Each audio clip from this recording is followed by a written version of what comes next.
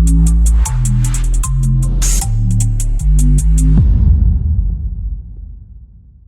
ટીજીવીસીએલ વર્ગ 3 અને 4ના ટેકનિકલ કર્મચારીઓની રજૂઆત. પોતાની પડતર માંગણીઓને લઈને નાયબ મુખ્યમંત્રી હર્ષ સંઘવીની રજૂઆત. ટેકનિકલ કર્મચારીઓને આપવામાં આવતો ફિલ્ડ એલાઉન્સની વિસંગતતા દૂર કરવા ટેકનિકલ કર્મચારીઓને રિસ્ક એલાઉન્સ આપવામાં આવે.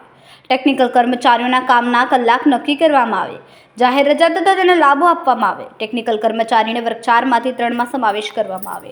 આવા તમામ મુદ્દાઓને લઈને રજૂઆત કરવામાં આવી. ભૂતકાળમાં અનેક રજૂઆત કરવા છતાં પણ સમસ્યા ઠેરની ઠેર. નાયબ મુખ્યમંત્રીએ કર્મચારીઓને સંભાળ્યા. યોગ્ય ન્યાય કરવાની આપી ખાતરી. નમસ્કાર, મારું નામ જીગર પરમાર. હું દક્ષિણ ગુજરાત વીજ કંપની લિમિટેડમાં આસિસ્ટન્ટ લાઇનમેન તરીકે ફરજ બજાવું છું અને ગીતા યુનિયન એટલે કે ટેકનિકલ કર્મચારીઓનું વર્ગ 3-4નું યુનિયન છે, જેમાં હું જનરલ સેક્રેટરી તરીકે મારી સેવા આપું છું. આજ રોજ અમે ગુજરાત રાજ્યના નાયબ મુખ્યમંત્રી શ્રી હર્ષ સંઘવી સાહેબને અમારી અમુક રજૂઆતો લઈને આવ્યા હતા અને અમે અમારી રજૂઆતો લેખિત કરેલ હતી.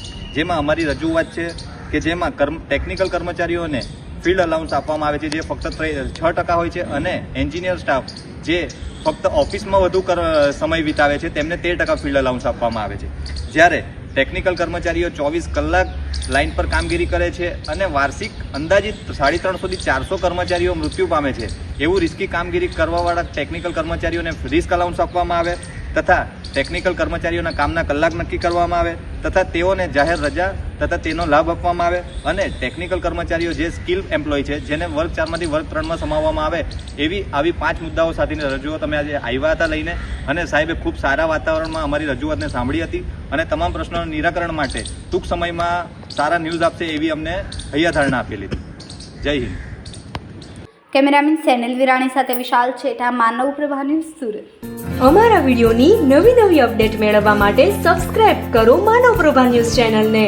બેલ આઇકન ક્લિક કરો લેટેસ્ટ વિડીયો સૌથી પહેલા મેળવવા માટે.